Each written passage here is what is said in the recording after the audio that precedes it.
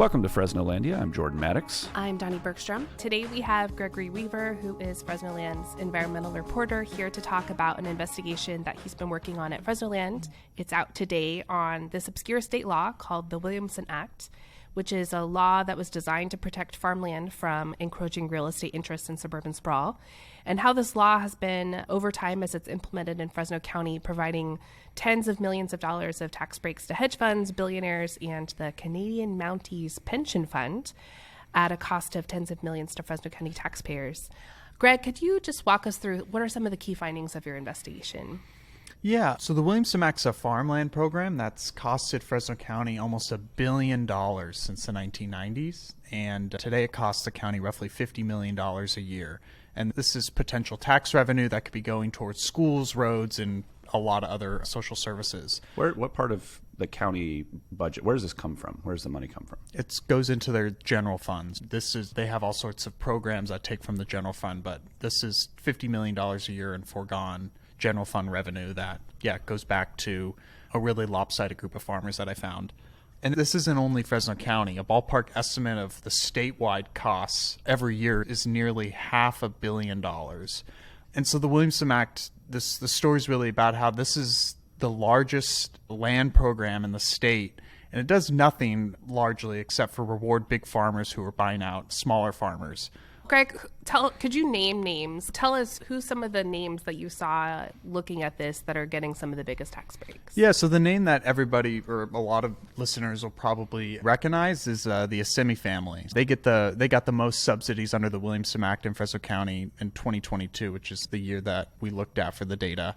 And there's a bunch of other really big investors from out of state that have been buying up farmland in Fresno County that got over $1 million in tax subsidies. So one of them is this over $100 billion pension fund run by this investment firm based in Canada, and they represent the retirement fund for the Canadian Royal Mounted Police Force.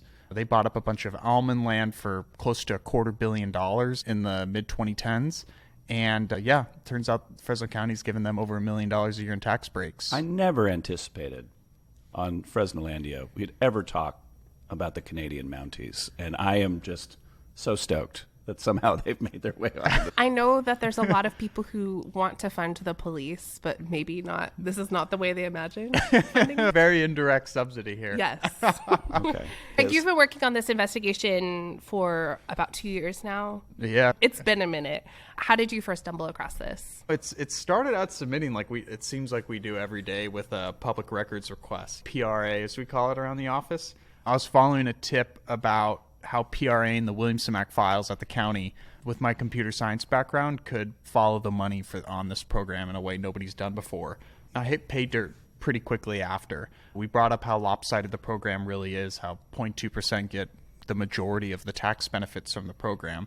Once I was able to trace back there's tens of thousands of parcels in the Williamson Act. Once I was able to trace back all these parcels back to owners and then come up with these statistics, it became a question of like, how does this happen, and how exactly could this program that really nobody could justify in terms of dollars and cents, how could it go on? And so as I kept on digging into the data, the question really became for me, because we talked about this program is a very expensive program that's meant to preserve farmland. And so the big question for me why were these major ag players and families who were aggressively expanding their land holdings, why were they getting tax breaks intended to aid struggling farmers? And so the story really became about how really after the Great Recession, these very large investors have become interested in buying up farmland. This is a trend that's happened across America, but especially in Fresno County, which has highly profitable nut and pistachio and also raisins, but mostly nuts in terms of what we saw in the data. And normally these landowners are required to pay taxes off what they paid for the land. Which is like how most people pay taxes. Yes, exactly. Every homeowner understands this, that like every homeowner knows that their tax bill is based off of what they paid for their house. And so my reporting found that the Williamson Act exempts these big landowners from paying taxes based off of their purchase price. They don't pay taxes based off of this $100 million purchase price, for example. They instead pay the annual rental income, which is a figure that's orders of magnitude lower than their purchase price. This gives them roughly a 70% tax discount versus, again, what basically every other citizen, every other homeowner, resident in Fresno County normally pays. And once I was able to understand in my reporting how exactly this program works, it basically became a question of then, like, we have this loophole, it's legal, but most of the people that I talked to, once we were able to get down into why the program works the way it does, a lot of people told me that this program is effectively subsidizing farmland consolidation. And then understanding the impacts of this is what the last half of the first story is about. And could you go into more detail on why it's possible for there to be such a differentiation between the rental value of land and the actual value of land? Yeah, so there's kind of two variables that is important to understand this difference. I think the first one is just if the rental value of the land versus the purchase price is the same, that would mean that basically imagine renting a home for a year and then at 12 months of rent, you could buy the house outright. Any renter or homeowner listening to this would know that's ridiculous. Like, people buy property because they want to own it for years and years. And so typically, like, that's already baked into the purchase price. It's much higher than rental income because people want to keep that land for a while. So this is something that's always existed. And in my reporting, we showed that this big differential actually was like one of the big hangups for the state's first tax board in the 1870s. So that's always existed.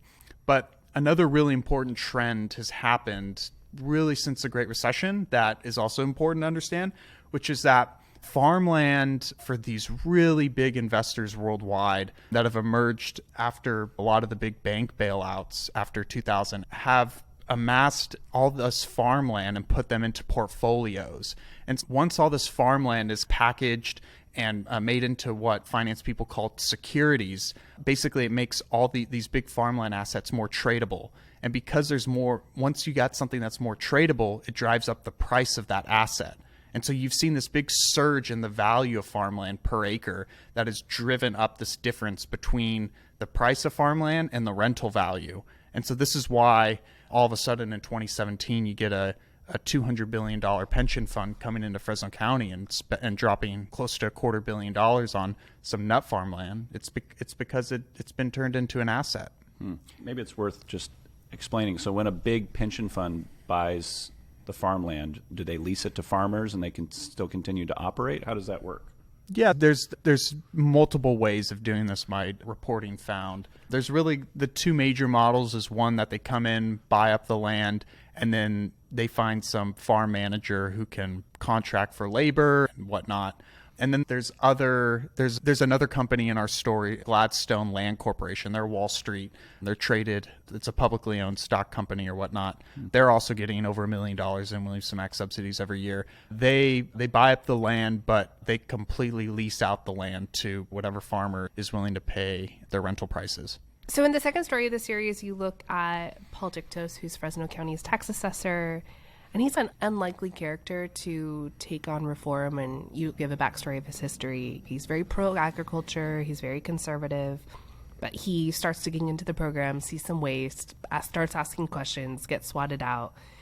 And why, in your reporting through this story, why did you find that it was so hard for Dictos to ultimately call out a program that in a county where people seem to be pretty averse to taxpayer waste?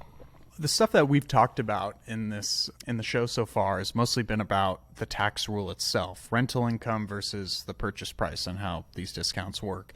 Dictos just was trying to do something that's much, much more fundamental, which is that your rental price, he wanted people to pay taxes based off of accurate rental prices.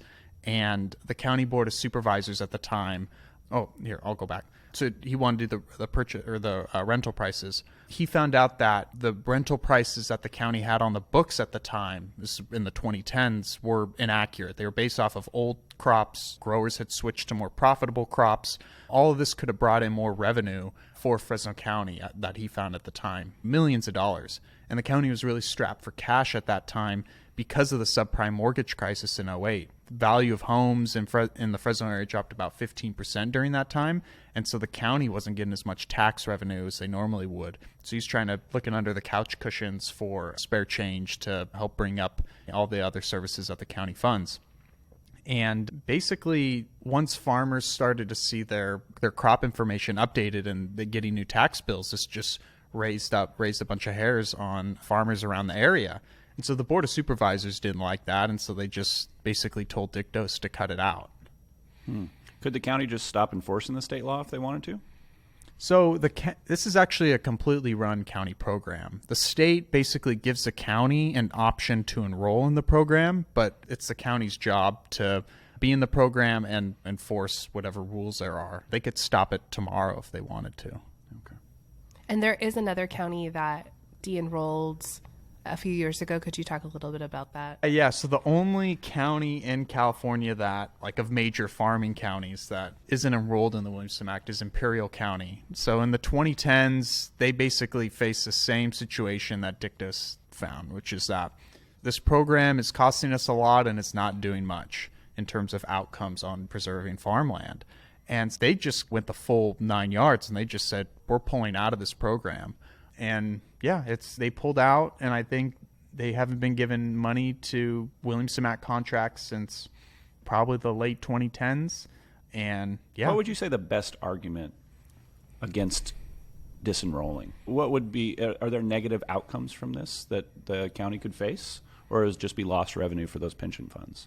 A lot of the farmers that are enrolled in the program right now, if the program were stopped today, wouldn't see any impact on their tax bill. The Tulare County, one of the Tulare County assessors, were a lot of farmland, obviously. I asked him this question, and yeah, he told me that most of the farmers would be absolutely fine if they weren't in the Williamson Act. The reason being that Proposition 13, it's the big tax rule for property taxes in California, that already grants property owners such a big tax discount that growers really wouldn't see a big spike in their property taxes. It's only the ones that have purchased farmland in the last 10 years, which has been big farmland investors or families like the Asimis who got big loans from agricultural banks like Prudential to buy out smaller farmers. Those are the only ones that would see a spike in their property taxes. So you just mentioned small farmers in Tulare County, but we're also hearing from Ryan Jacobson from the Fresno County Farm Bureau saying that there will be big impacts. Why is there a difference between what you're hearing from different people? Yeah, no, the Farm Bureau's perspective is that farmers are facing tough times right now, that they're facing low prices for a lot of the products they sell, and that they need basically every piece of help that they can get. I think really when it comes down to it, though, the Williamson Act, even under this kind of measure, makes no sense. I think the big thing that to understand why is it just doesn't attend to the basics of supply and demand. The story establishes that the program is rewarding these very big growers who are entering what already crowded commodity markets like nuts and pistachios. And they put forward these huge capital outlays, these huge amounts of infrastructure to justify these high prices. And they create these economies of scale, these whole new yields, whole new intensities and record yields. These are exacerbating the issues of oversupply and driving down prices that the Farm Bureau is talking about. It's going to hurt the growers who are trying to survive on smaller yields and operations. On the basic math portion of it, it doesn't make sense, I think, to reward newcomers on the California farm scene on the basis that farmers need price supports. I think what's happening is that this happens all the time, but you're just trying to twist an old policy orthodoxy to fit these new observations of crisis within agriculture. Now, I think the reason why we're not hearing from small farmers, or why the state isn't stepping in, or why this hasn't been taken up by politicians, just comes down to oversight. What the second story establishes is that there's absolutely no oversight on the local level. Somebody like Dictos comes along, an elected official, and brings up some very basic issues of the program that just come down to following the letter of the law, and that's blocked at the local level due to local politics. And if the listener wants to understand like what that really looks like, there's some great quotes in the story that kind of reflect, what the Board of Supervisors historically have thought about reforming this program. And then at the state level, there's no oversight as well. They don't even know, I asked them, they don't even know how much the program costs a year. Again, like a ballpark estimate is $500 million a year. They don't even, the Williamson Act has so little oversight at the state level that half of the counties enrolled in the program, including Fresno County, which is either the biggest or second largest program, sub-county, or second biggest county in the state that is in the program, they don't report any data about the program to the state. The state's in the dark as well. So I think what this all amounts to is small farmers really don't know how the program is working or how exactly they receive a minuscule benefit or anything from it relative to what big growers get. The local politicians, they're largely concerned with, we have a really profitable agricultural industry. Now, has it become more unequal? Does it reward really only the biggest operations over the last few generations? I think a lot of experts would tell you yes. And the state has mostly backtracked on looking at the program outcomes at all. Let's connect this for people not in agriculture. Why is the Fresno County taxpayer, why should this story matter to them? I think the big thing is, we have underfunded schools. One of the major recipients of this funding would be to schools. Another deal would be roads. Like this county has over $1 billion road maintenance shortfall, and politicians right now are trying to find ways to make it sure that your roads aren't potholed. And they're trying. The previous attempt to do this eliminated farm worker carpool programs.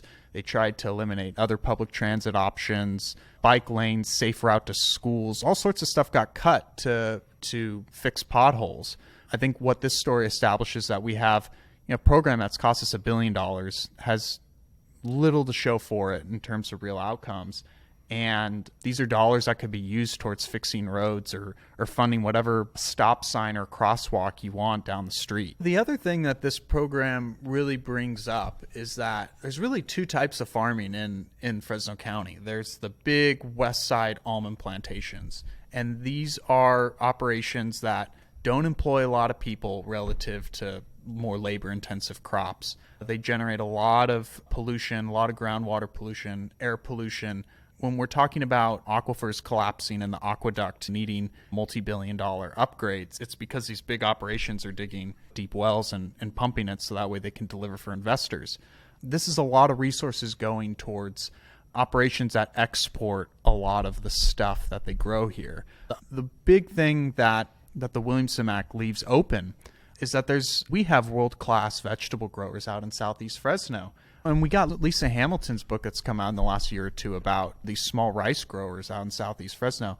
These are incredible crops, incredible operations that could be growing a flourishing or helping a flourishing food scene in Fresno. And when people talk about the breadbasket of America, Fresno being, we would hope that the sort of public policies that we lavish $50 million a year on would help support that. And basically my reporting shows it does absolutely nothing towards that.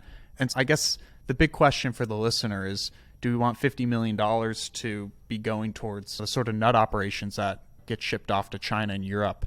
Or do we want to be helping small farmers out in the southeast portion of the county grow eggplants and Armenian cucumbers and kale and all these other sorts of incredible crops that we could be eating?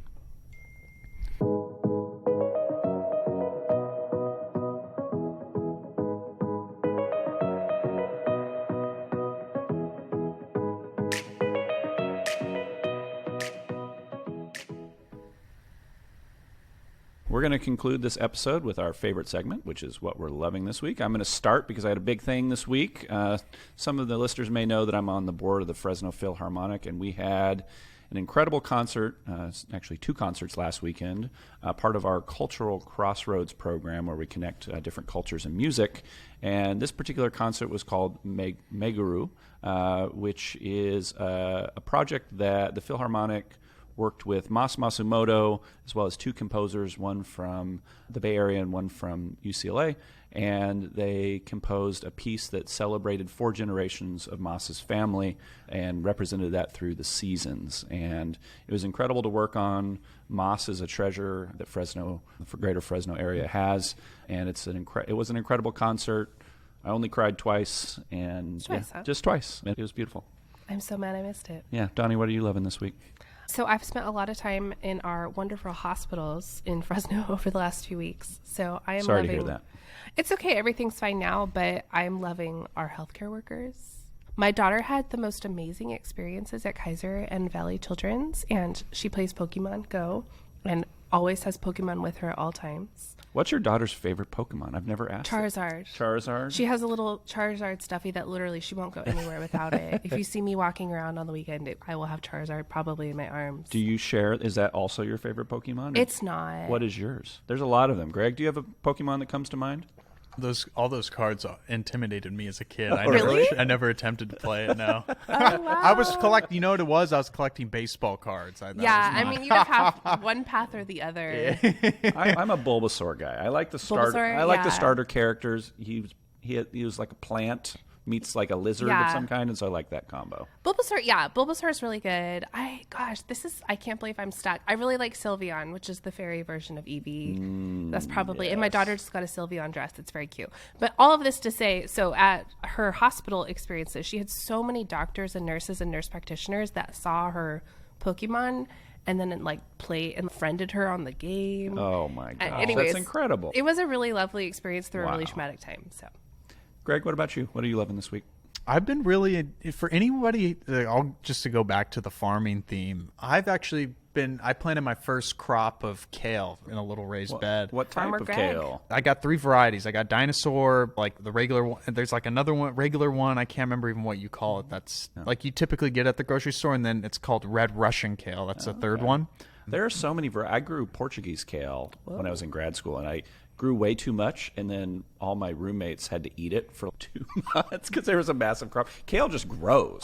So I got to tell you, like for somebody who wants to do their first crop, kale's really good because 1, it just tastes better in the supermarket varieties. It's extremely fresh. 2, it'll tell you whether or not your soil's good or not because kale is a freakish plant. It responds so quickly to the amount of nitrogen in your soil, which is, if you have good compost in your soil or whatnot, that's the thing that you really want to optimize for.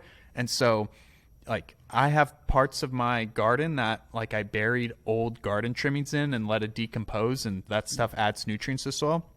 Those kale plants ended up being twice as large as the regular ones. Wow. It tells you what you're doing right or wrong. You're still running science experiments, isn't it? Exactly. No, it's great. I think. Okay, well, Greg, if you're going to bring up kale, you got to give some kind of recipe. What do you need? Are you a salad person? Yeah. You saute it? What do you do? Because kale tastes without anything with it, it's like a cross between a tire and... Yeah, it's gross. It's disgusting. I got to tell you, how do you cook? Brother, you've been eating the wrong kale your whole life. This stuff tastes so tender and sweet. I'm telling you, growing your own kale, huge dividends, easy to do. And to be honest, I've been having it in ramen soups for lunch. So I'll have ramen, it's $1, and then I'm having incredible nutrition for free, basically, after growing the kale. All you have to do is you cut it, and you just cut up you wash the kale, obviously, and then cut it. And the boiling water, basically cooks it, makes it tender enough to eat. And so that's what I've been doing on the cheap, and it's I'm telling you, kale is the way to go.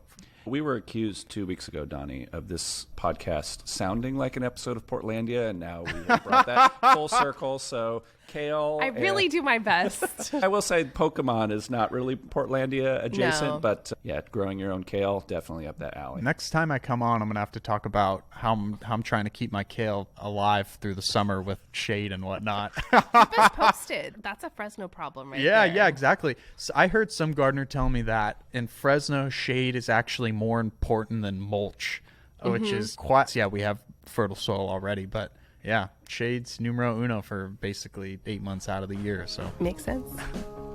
This has been Fresnolandia. I'm Jordan Maddox. I'm Dani Bergstrom, and this podcast was recorded at Sun Stereo Warehouse in downtown Fresno. Audio editing and mixing was done by Jordan Maddox. Our lead image comes from Vaughn Ballanon, and our song comes from Stateless Rat.